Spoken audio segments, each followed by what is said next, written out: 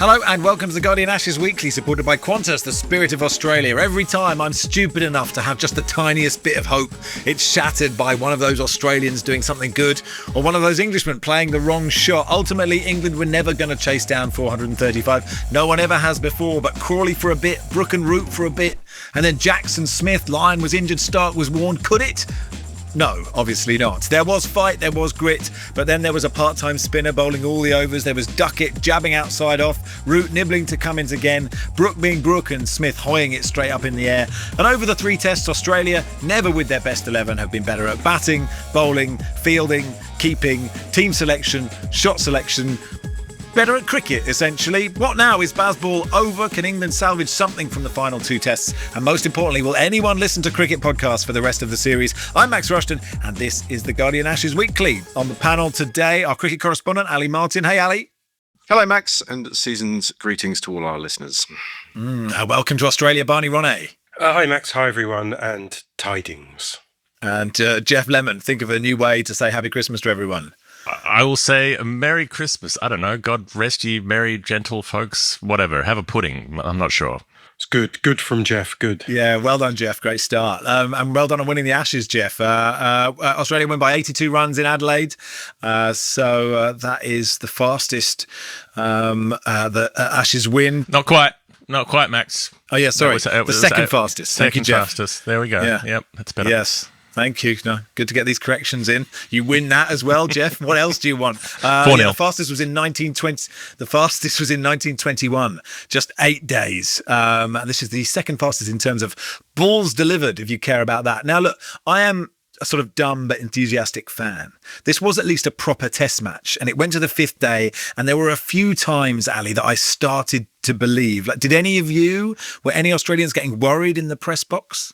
Well, I mean, I can't speak for the Australians. I think every time they've got this, they had this huge sort of jumbotron at the other end of the ground, and every time it sort of flashed up with the huge numbers that England required and how many wickets left, and it kind of never really felt on, if I'm honest. Little bit of fight shown, but kind of after the Lord's Mayor show kind of thing. Yeah, I wonder if that Smith dismissal, we'll obviously go into all of it and, analyse Bazball, etc., Barney, but that Smith dismissal, just when he's batting so well and he does that, sort of sums everything up. There are lots of moments that sum everything up, but does that sum everything up? No, I don't think it does. No. Okay, fine. And I actually think Ben Stokes was pretty good on that in his press conference afterwards. He said he'd obviously wanted more from Smith.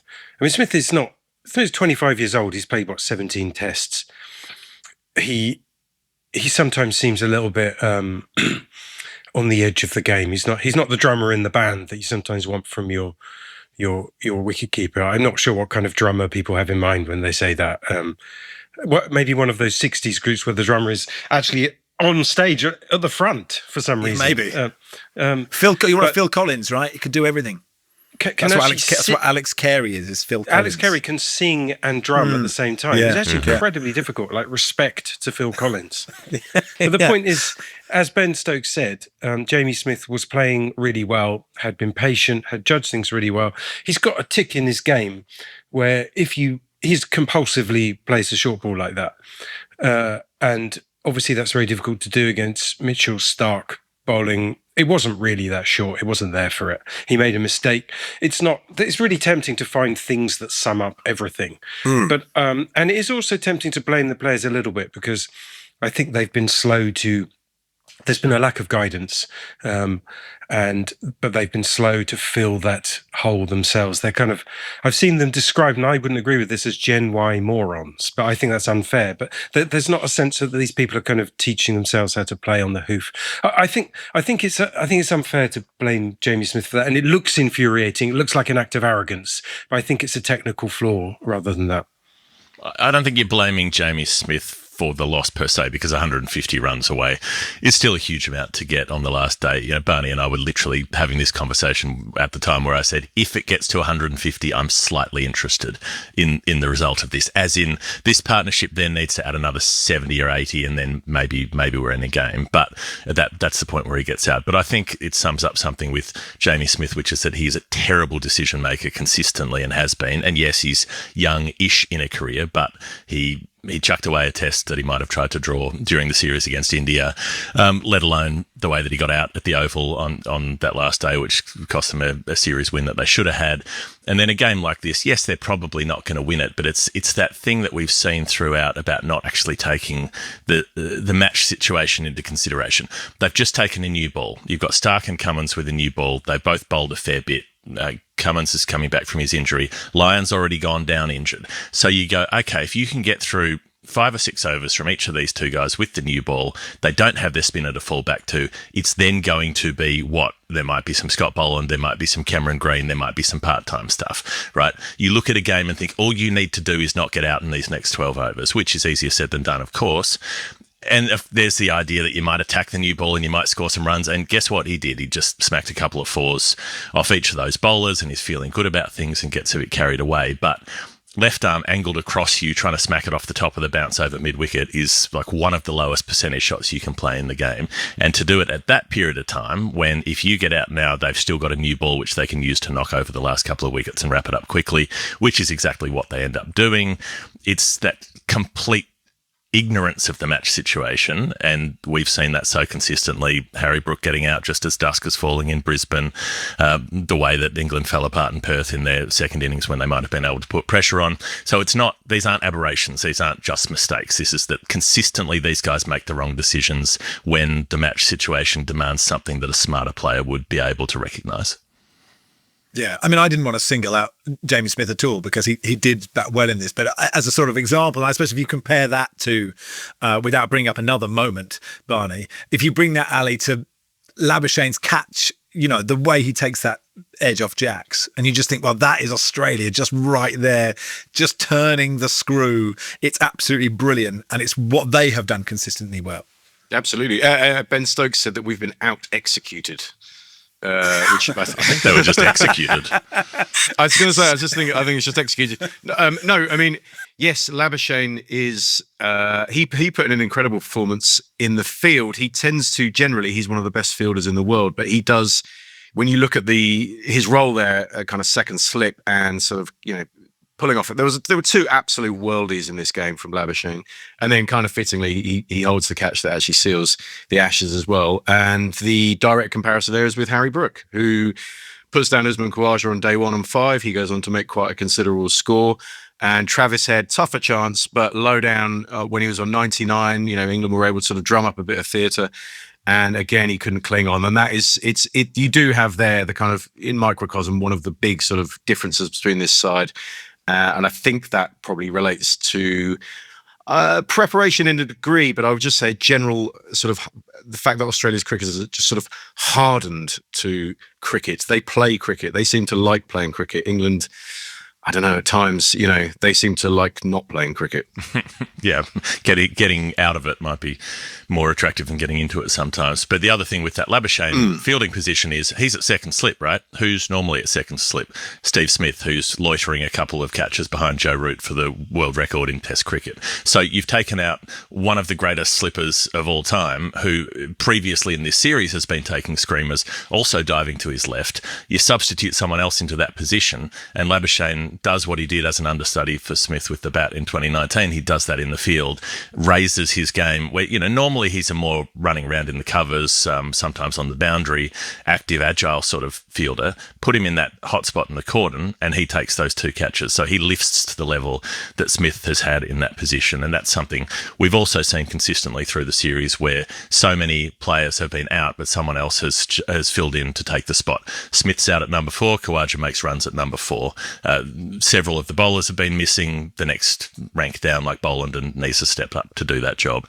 And to be frank, in England's squad, that just doesn't exist. There's nobody else to step in. There's been this whole, we've got Jacob Bethel and nothing else. We forgot to bring a spare jumper sort of thing, as far as the batting goes. And there isn't that bowling depth that they're confident in calling up the other players in their squad. And does that exist, Barney? Or like that obviously should exist in an ideal world. It should exist, but like, could England have brought a different squad here that were better? I don't think so. It's a weird squad because they lack. There's one backup batsman who is a bit of a punt, and he's kind of, he's travelling around with his. As I've said this always, his last year has been he's been like the cabin boy in Master and Commander. The nice little blonde boy watching the men. The men are fighting, and he's just been a kind of observer. It's strange not to have a backup opener or. It's a really bad selection. I think they felt that having a Lions squad there would add flexibility and options and all that kind of stuff, but doesn't seem to have done that. And the elder Rue, who's a very good player and could possibly have been a backup batsman option, is playing franchise cricket at the moment, and good luck to him. I don't think there are better players necessarily in England or another squads they could have picked. I think they should have used what they've got maybe slightly better. I don't really understand what Atkinson really did wrong to be left out of this game. I also think you have to. They see Bashir in the net, so they know if somebody is really not ready to play. But it's a real shame he didn't get a game, because Will Jacks went for 200 odd at 5 and over, so couldn't be much worse. I don't think there's much else they could have done. The problem with England is not arranging the deck years a different way. It's that this Ashes team, this entire regime, reflects the way the sport is in England. It has a narrow talent pool. It's a minority sport for the most powerful minority, as it always has been. And you're playing in a nation where everyone plays, and where it's a game for everyone, and where there's good weather, and where the depth of cricket is really, really quite different. And what you're seeing is an accurate reflection of what cricket is now. So that, in that sense, sort of excuses everything there. If you just say there's nothing, is that sort of there's nothing we could have done? Because part of that is hiring people who are essentially amateur administrators to run it. Like, there is so much money coming into the game, and yet the managing director of English cricket has never had a desk job before. Why is he a managing director of anything? Good ideas, man, etc. And he's hired a no details guy to oversee a high performance environment. Like, it's amateurish. Because it's a clique and a cocktail party and a garden party that not everyone's invited to. It's exactly part of the same thing. Yeah. And Ali, there was an interesting, just on that, the coaching, I think it might have been in your piece, Barney, there was a little nugget that sort of said there was, in terms of the coaches, someone started putting pitch maps in the WhatsApp group, and everyone was like, "Oh, we don't need that. we don't want that in this." I mean, that is that. I suppose it's trying to work out what this, cult, for whatever better word, or maybe it is the right word. That I definitely, drank the Kool-Aid. I was like, "This is great, really loving this," but a sort of lack of attention to detail, which seems slightly mad. Yeah, and that's been sort of in the image of McCullum, who tries to keep it very light and breezy. Doesn't want to, doesn't want players' sort of brains dominated with thoughts of cricket 24 hours a day, and that things like pitch maps don't help. Although England's, if you were putting the pitch map of their current Ashes tour into the WhatsApp group, people would sort of, recoil at the kind of horror of it. It's like a magic eye. There's so many dots you can see. If you can stare close enough, you can see a fish. Yes, there's a dolphin. Just one thing. So last week's pod, you said to me, "Are England going to change for this Test match?" And I said to you, as someone who, tried to revise the entire French language on the eve of my A-level exam, it's probably not, it's too late to change.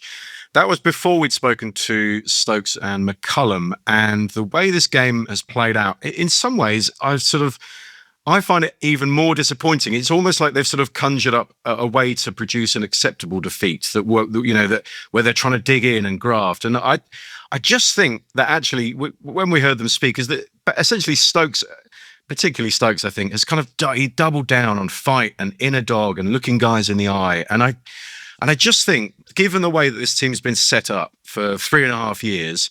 And I think that there was an overreaction. I mean, you're 2-0 down, so I guess you do have to react on one level. But there was an overreaction to essentially a bouncy pitch in Perth, the completely alien conditions that you get in the pink ball test, because England don't play much of that. But here in Adelaide, this was a pitch to do their thing. If they had true belief and conviction in their methods, what they've been saying for the last 3 years, this was the pitch, particularly on day two. You've got a bowling attack.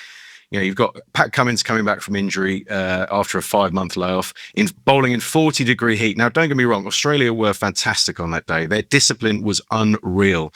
Scott Boland particularly, he ensures that there's absolutely no let up there, because he's just the handkerchief guy. He's landing it on a spot every time. But it was almost like England sort of regressed a little bit there. They went into their shells. The feet weren't moving. It was a complete sort of change of outlook, and they were suddenly thinking about the downside of things. What could go wrong here? And it led to quite a crabby innings, and they were going along at 3.5, which isn't a crawl, but by their standards, that is way below what they've been able to achieve. And I think for me, that's the kind of disappointment that they haven't actually even been able to see through what they wanted to do here to its sort of conclusion. That's a frustration for me personally. Yeah, I mean, I completely agree. It's the biggest frustration. You've got to ride the snake. We all wanted to see that, and it's like I was picturing them before I came here being like the beat poets, Jack Kerouac. They hired a bus with on the destination. It just said further. And they rode it across, and I want them to ride that like Thelma and Louise style, just ride it over the canyon and go. But Ben Duckett and his little half shot. Yeah, Ben Duckett, he stopped baseball ever since they banned him from talking nonsense in press conferences. They've taken away his essence. We were saying yesterday with Ali, like they've shaved Aslan's mane.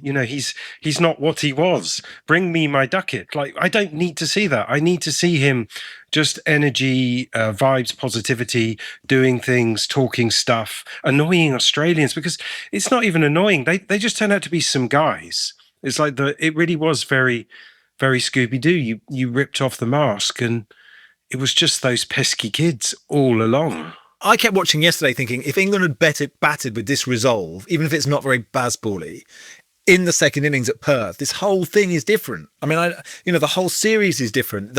It's set up differently. The Gabba is different. We definitely haven't lost the Ashes yet. We probably haven't lost the Ashes yet. Potentially. I mean, look, you can reconstruct things a million different ways as to what might have happened if things were done differently. Some things are just true or not true. Like, I think that Ben Duckett's been one of their better performers over the last couple of years, but was always likely to struggle in Australia because of that compulsive being drawn to the line of the ball. There's extra bounce. You're a left-hander. You're going to nick off more on pitches that bounce more. That's just a given almost for someone with that technique. So I think that was less about approach because he would have played that ball exactly the same way in England, and he might not have got out to it, whereas he did in Australia. Something like the first couple of test matches weren't broadly ones that England lost, that England collapsed in their batting because they were trying to do outrageous, like the early baseball stuff where Stokes would come out, walk down the wicket, try to flat bat fast bowlers over cover or smack them over mid-wicket and get out for 17 off 15 balls kind of thing. They weren't playing that way. They were just driving loosely outside off stump. Now, I've watched a lot of teams come to Australia and get pumped in my lifetime, and almost all of them do it because they drive loosely outside off stump and they nick into the court. And, that's Pakistan teams in the 90s. That's Indian teams until they figured out a method here. That's England the last few times as well. That's James Vince. That's not this team. It wasn't anything about the way that this team particularly was playing. So I don't think it was that. And I mean, I'm just tired of the word baseball and the whole concept, but I don't think that England's way of playing, England's attacking style was necessarily what brought them down in the first couple of tests. It was just bad decision making. But if there were ever a time to try to use that style, to try to play that way that they've played in England, where they go foot down, let's make it happen, Adelaide was the place, fourth innings was the place. But then on the other hand, I'm looking at Jamie Smith and saying, well, if you'd just been a bit less that way, you might have been able to nudge them closer to a win. Or I'm looking at Harry Brooks' shot and going, Jesus Christ, like what do you think is going to happen? What do you how? It is a miracle of physics. You've been bowled behind your legs by an off spinner bowling over the wicket. Like I can't even draw that I couldn't do a graph in AutoCAD to try to figure out the angles to make that happen, and yet you've done it. So, you can criticize them in either direction for not going hard enough, or for not being conservative enough. But ultimately, they didn't do the thing that they said they would do, which was come here and try to play a different way. They came here, played the same way, and got beaten in a similar fashion, not by enough to make it a really bad loss. And maybe that safety first approach is what they were going for.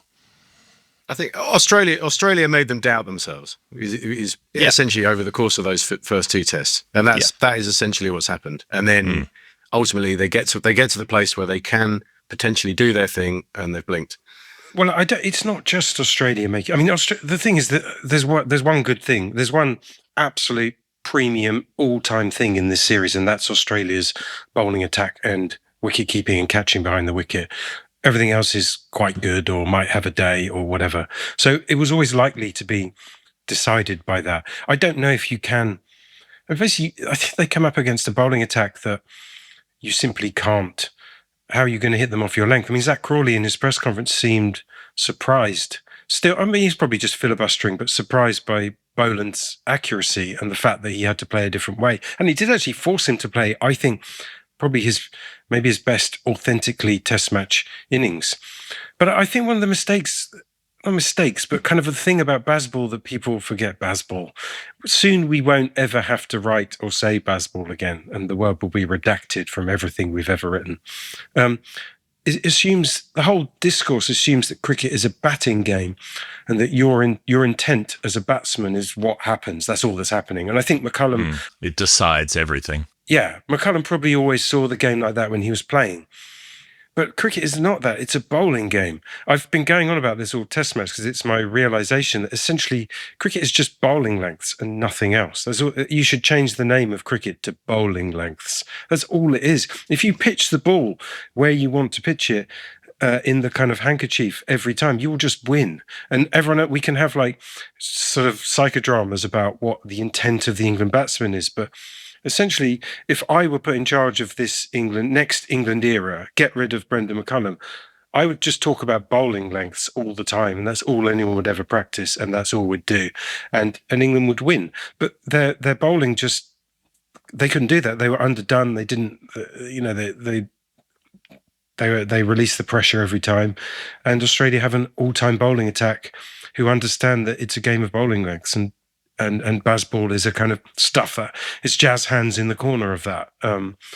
So I think that's where they lost it, really.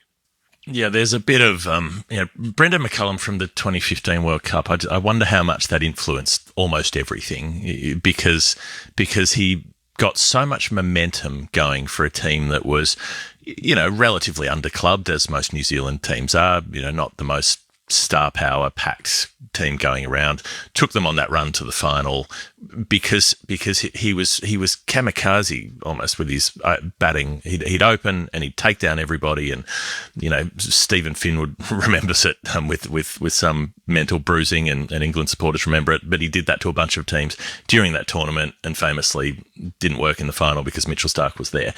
But it worked for a few weeks. There was this kind of fevered intensity that McCullum's team could just go out and just go absolutely hog wild at every possible opportunity and surf that wave of momentum, and it would work. And it took them to that World Cup final. So ultimately, over in Test cricket, usually quality will bring you back to the pack. But I think McCullum's still got this idea that you can get the supercharge of adrenaline, you can surf the wave, and it worked for England for a while, and they did surf the wave for a while, largely because Johnny Bairstow was good at smashing hundreds in the fourth innings, and then they thought that it would work all the time, and it doesn't, and it hasn't, and this is a logical conclusion of that. And I don't know if he has another idea aside from that one idea, which cannot last for more than a brief period of time. It's impossible. The half-life is too short. I mean, I think one of the reasons it worked was because they still had, me and Ali were talking about this yesterday, they still had Stuart Broad and James Anderson, who don't need to be coached, will coach themselves, incredibly reliable, understand what test match bowling is, and they give you a platform, as does Joe Root as a very good player, to play like that. I mean, maybe Southey and Bolt did the same for McCullum. I don't know enough about it to say, but when you have to then you lose, basically the Stuart Broad's final test coincides with the Bazball project kind of losing the run of itself. The record since then is negative in terms of win ratios. They really needed that platform from which to do the kind of dancing like a lapdog stuff in front of it.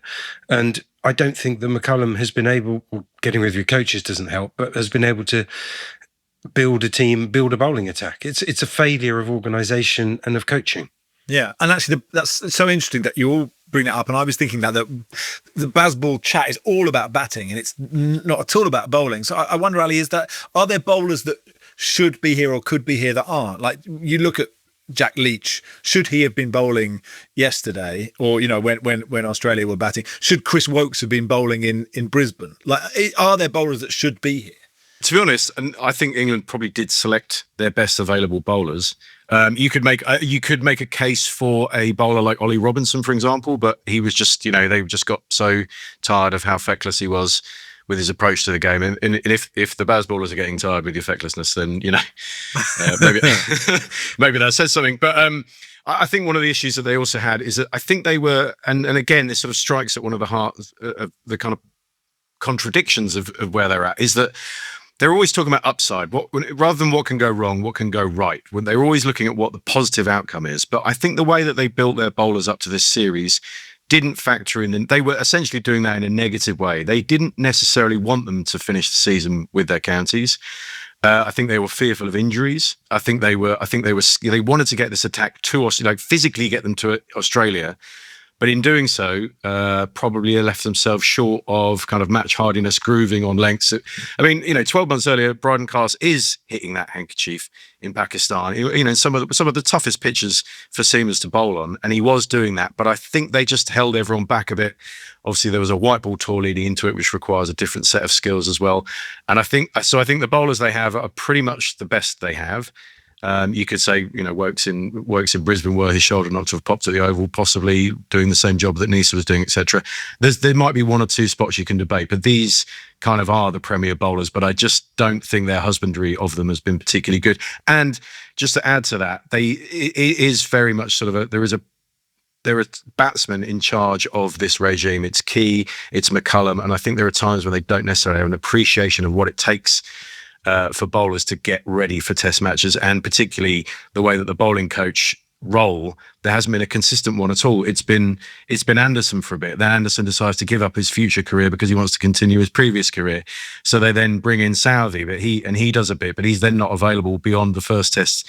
So they bring in David Saker, who's sort of the guy that's flip-flopped between the two Ashes, teams more than anyone in the last few years in terms of coaching. But he's come in very late, and he's now delivering, fresh messaging and fresh instructions to an attack who, he hasn't worked with before, and people don't, they don't necessarily know him and haven't built up that trust over time. And I think it goes back to Barney's point about the details, and that is one area where I do feel like they've kind of let the bowlers down. I'm giving the bowlers a bit of a pass there, which I don't want to do, because they too have to take responsibility for their own games and their own readiness. But I don't think that they've necessarily been given the best environment in which to do that.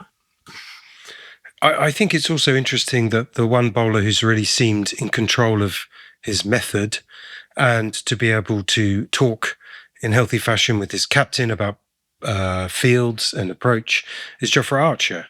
And there's a massive misconception about Archer, and which is something we've seen reflected in the discourse around him in Australia. You have to remember, Archer, he didn't come through an academy and a pathway in the same way. He's basically kind of very talented, but also self-made in his method. He's basically worked out how to play cricket, and he looks like he knows what he's doing all the time. He understands how to bowl white ball, red ball. I think that England's players have come through quite a controlled environment their entire careers from the age of 12, where there's a lot of people telling them what to do. They have entered now an environment where the idea is to lessen what they call cognitive load. Let's not overload these players with things to think about. Just go out. McCullum talks a lot about entering a transcendent state where you're just competing. It's just you and the white light. You're chasing the wave. He's like Bodie in Point Break. You're just chasing the wave, which is fine. But if you actually do need to be able to say, I'm not going to read that briefing, can't be bothered, but someone's still giving you it, and something will go in and someone will be telling you things. I don't think the players seem like the grizzled pros that you would want, who are constantly informing themselves in how to play. And that's been one of the... When Stokes talks about weak men and all that kind of stuff, I think he may be talking about people who've been slightly cosseted in how to understand their own method, who are now finding that there's a space and a vacuum around them. And it's really interesting that Jofra possibly hasn't felt that and doesn't seem to have felt it, seems to understand what he's supposed to do on this tour. That'll do for part one. We will keep broadcasting in a transcendent state in just a second.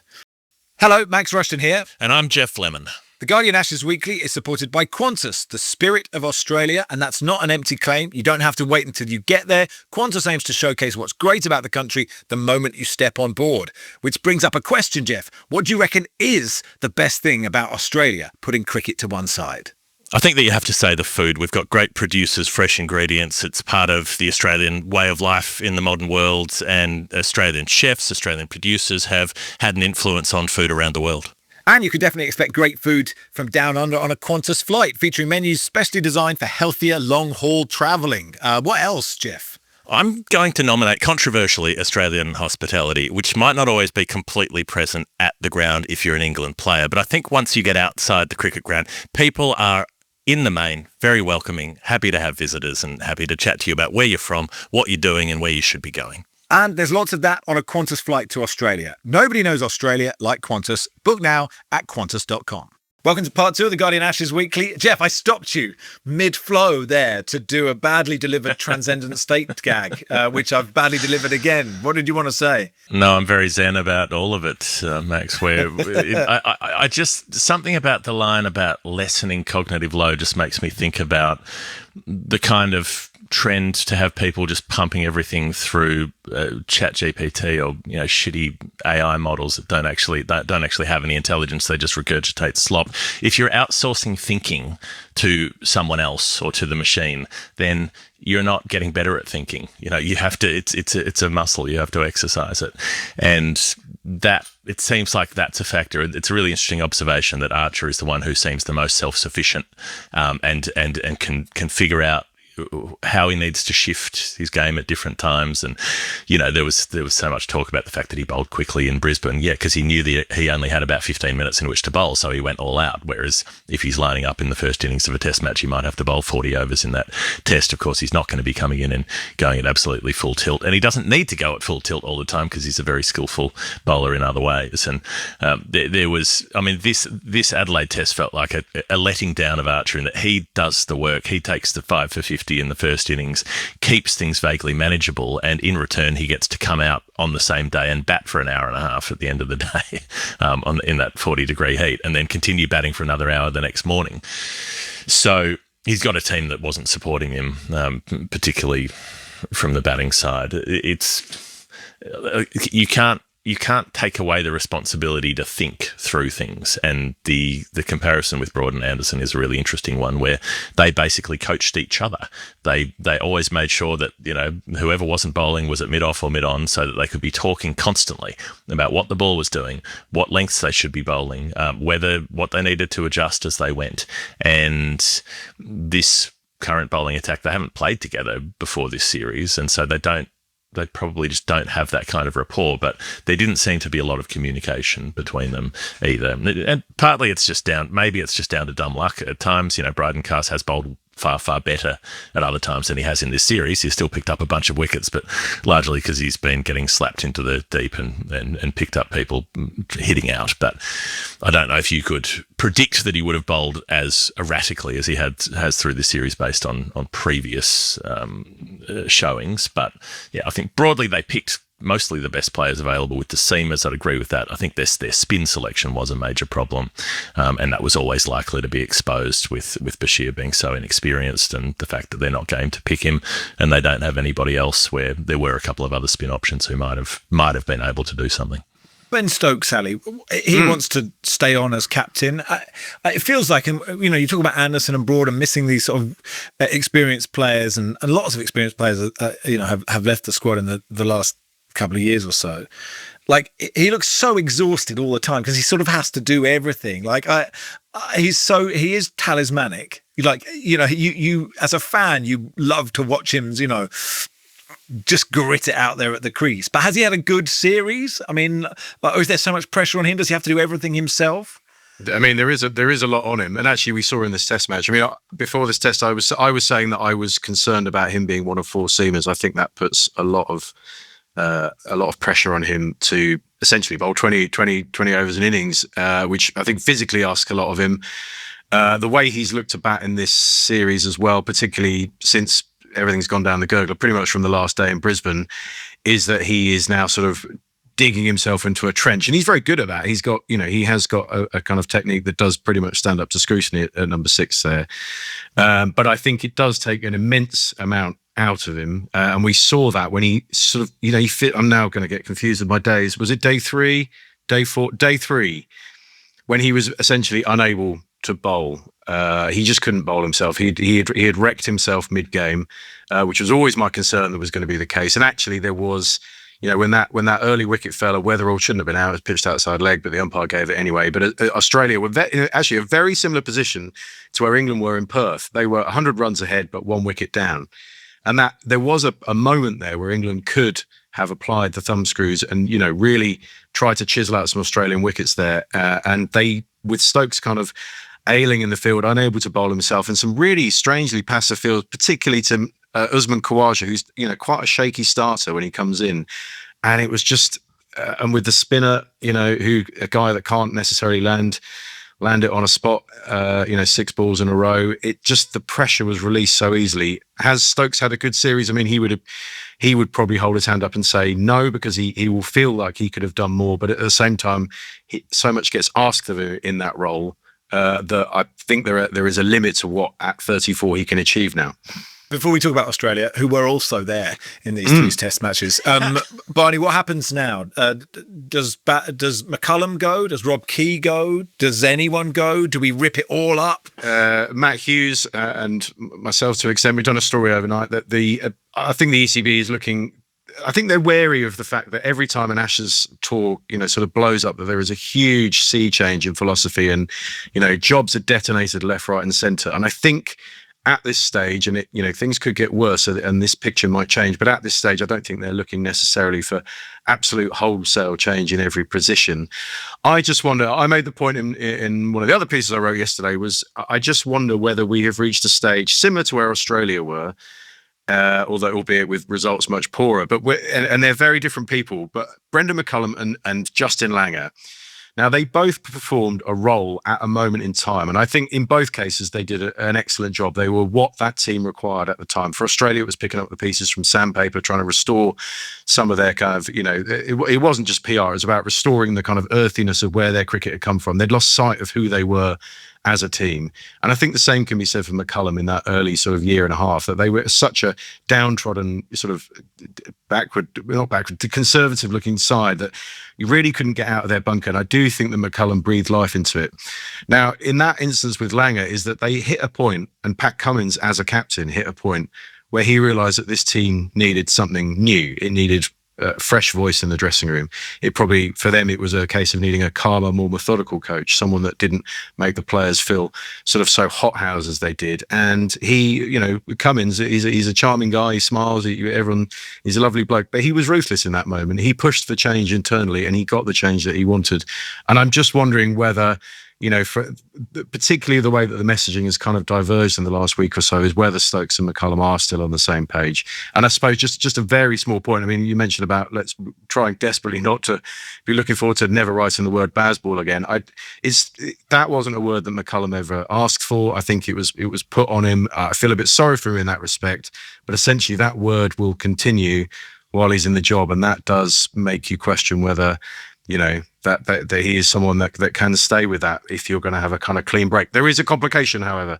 Because Rob Key, in my view, made a mistake in giving him the white ball teams, is that there is a World Cup just, coming a couple of weeks after this tour. You have a tour of Sri Lanka, and that leads into a T20 World Cup. So in terms of there being any sort of immediate regime change, I can't necessarily see it. I can't see a sort of a button being pushed, and who knows, maybe they'll go on and win that. It's such a capricious format, T20. It's not beyond the realms, albeit their white ball form has tanked under McCullum. But I don't know. It might not be an immediate change, but to think that the status quo can hold is unrealistic.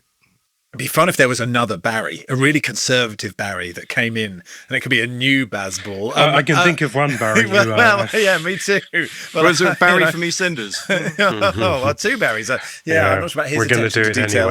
anyway. Barney, what do you think should happen at the? Well, the problem is, I think the McCullum project is done. McCullum was a 1 week course in motivational speaking that got out of hand.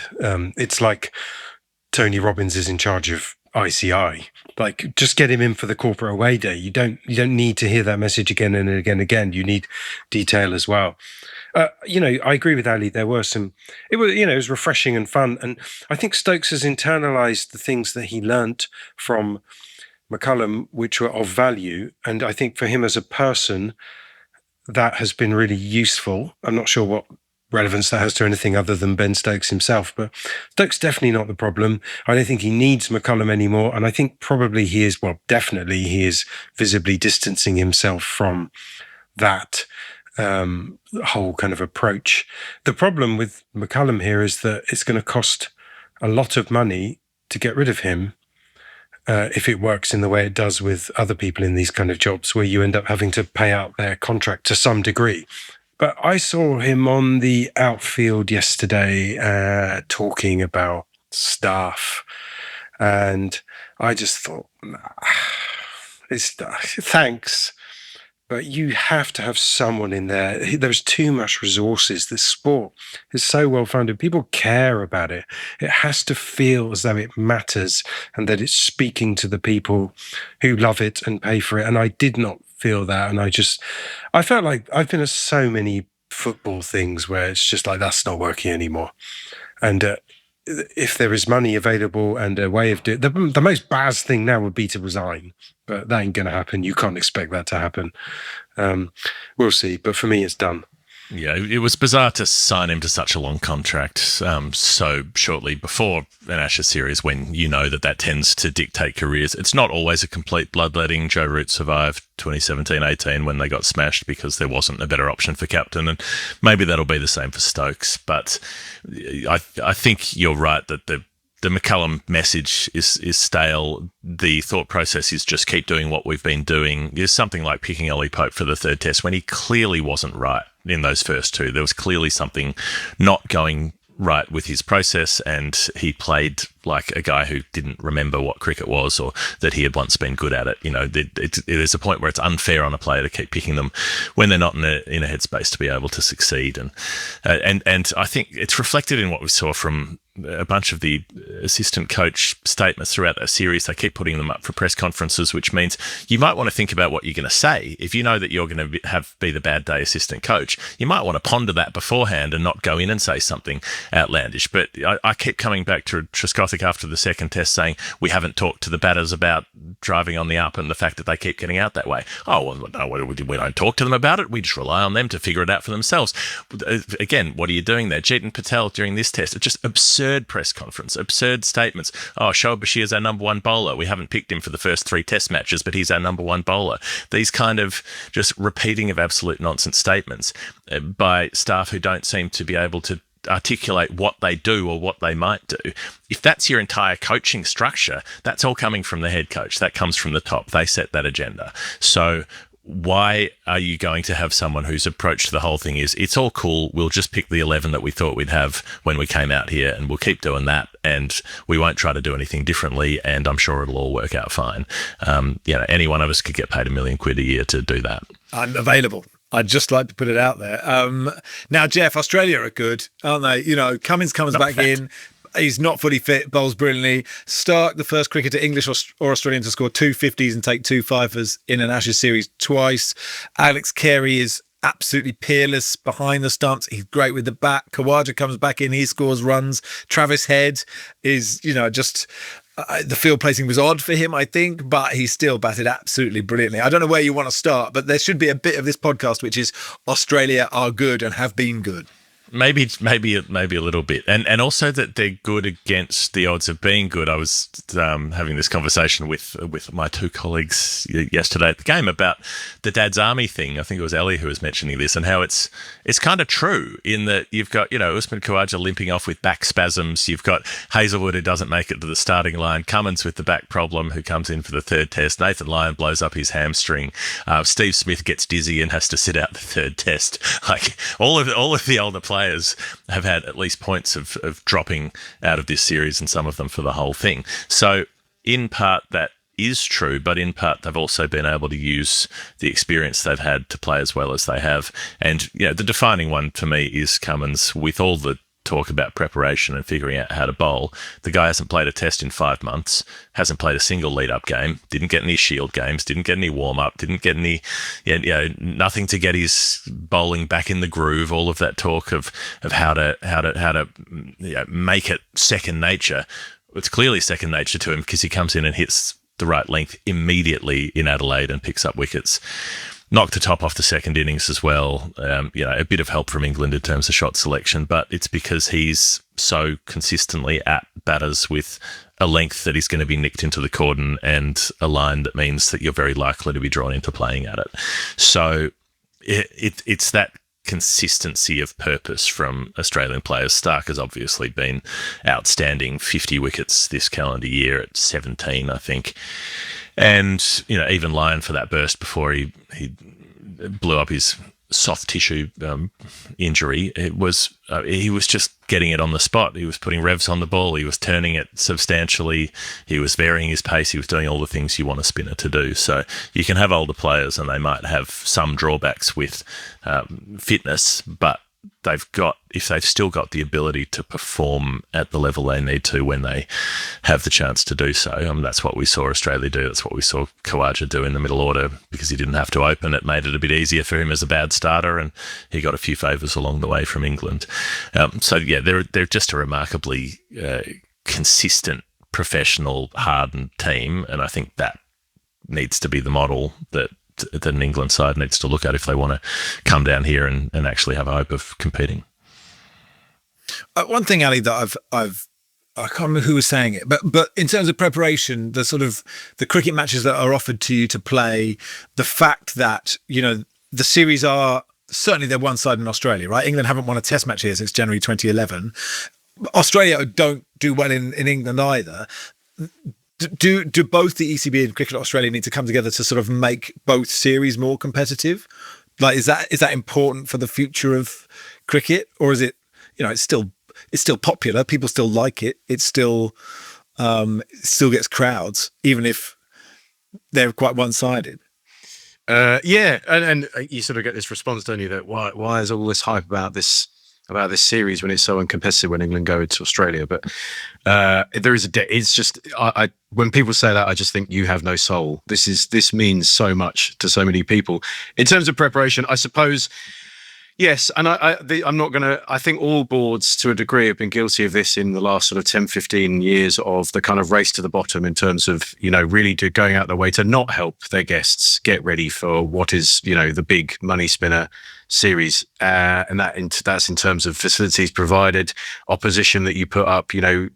You end up, you can go to India and find yourself warming up for on a green seamer and then plunged into a spin thing. It used to be the old way in Australia. The last tour game before Brisbane would be in Hobart, so it would be like you'd be a sort of crab taken out of the freezer and then dropped into the into the boiling water sort of thing. So. I'm not chucking shade at Cricket Australia here. I think all boards have done it. In terms of the negotiations for this particular tour, it's very murky because I don't think England are sort of ECB are trying not to sort of whinge. I think there probably has been a bit of, I think they probably dropped the ball in terms of their requests, whether they could have requested and got exactly what they wanted. I don't know. We spoke to Todd Greenberg, who's the CA chief exec, and before this test match, and there was a kind of concession that the two boards will be coming together to try and sort of basically help each other out a bit more, because I think they are aware, as much as everyone sort of is chasing the T20 money train, that Test cricket, particularly in England and Australia, is what pays the bills still. That is what people are invested in. It's what people buy tickets for. We've just seen, 200,000 people have come through the turnstiles at Adelaide Oval this week. It's a record crowd for this ground.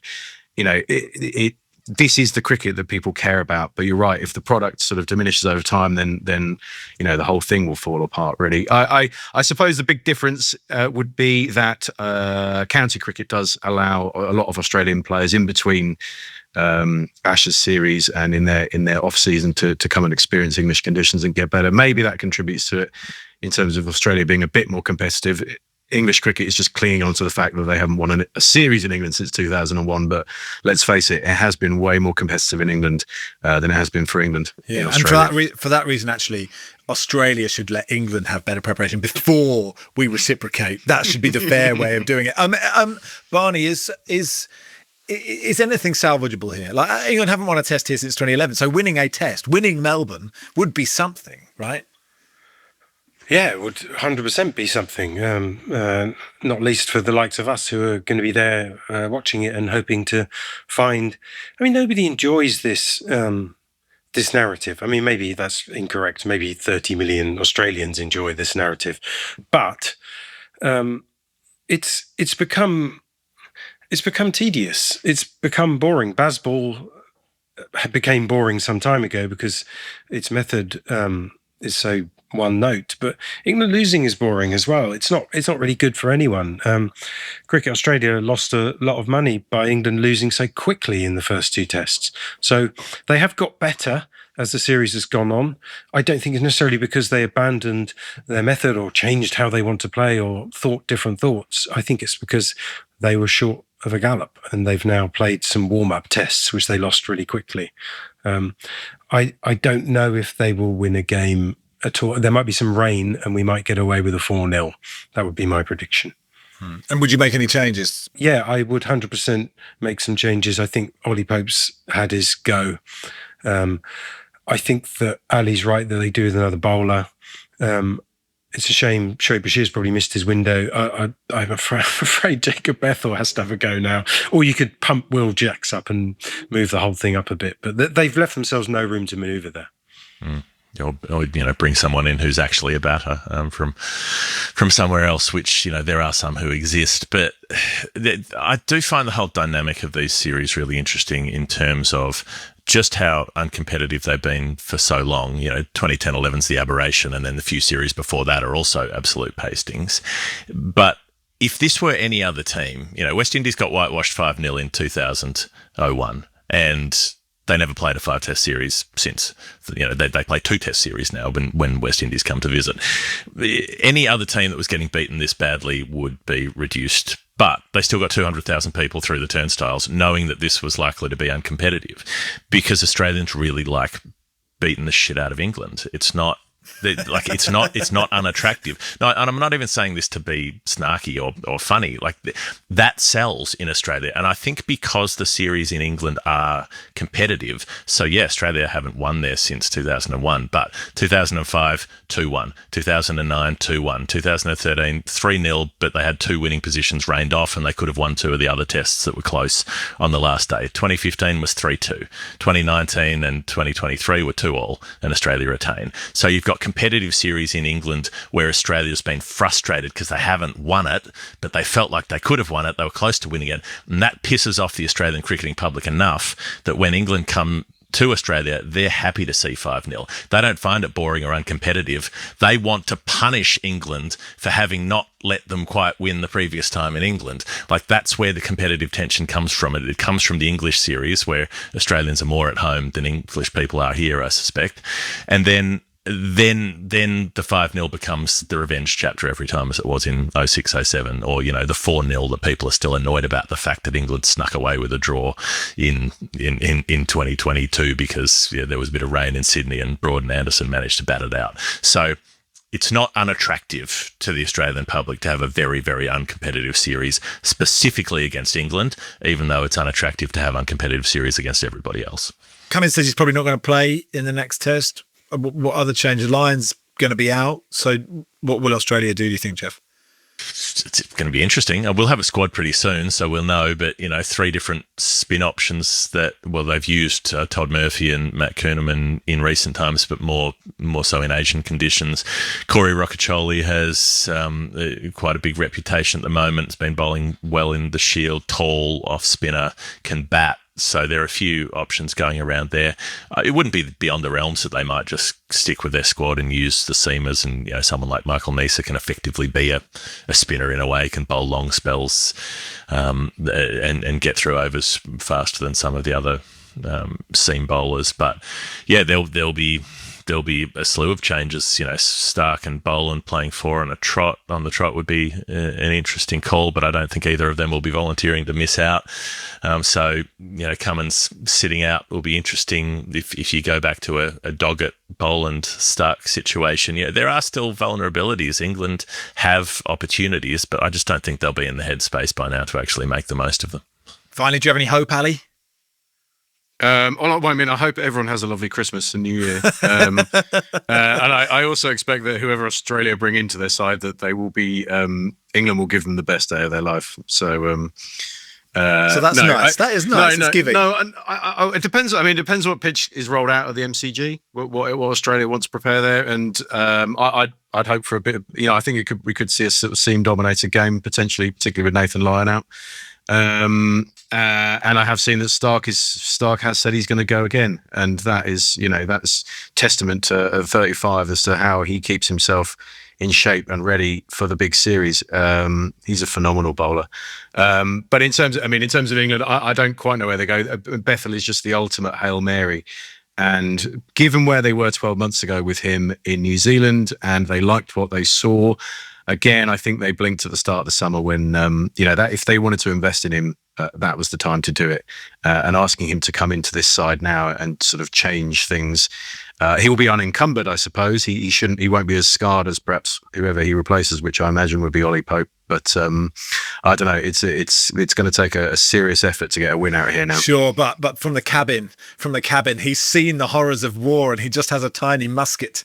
And what can he do with that? But all our hope goes with Jacob Bethel. Anyway, that'll do for now. We'll come back after defeat in Melbourne, and that'll be fun. But for the time being, thanks everybody. Thank you, Ali. Cheers, Max. Good to see you, mate. Thank you, Geoff. See ya. Cheers, Barney. Cheers, Barney, and happy Christmas to everyone. You just said cheers, Barney. Did I just thank myself? You did thank yourself. No. I've unintentionally revealed pretty much my opinion of everyone else on this pod, frankly. And your contribution to the last hour, thanks to me, but the rest of you, not so much. Yeah, absolutely right. Ashes Weekly is produced by Nick Harmon. Our executive producer is Daniel Simo. The theme tune is by Rudy Zagadlo. We'll be back after the 4th test. Thanks, Max. I don't think I've ever said my own name before. Literally.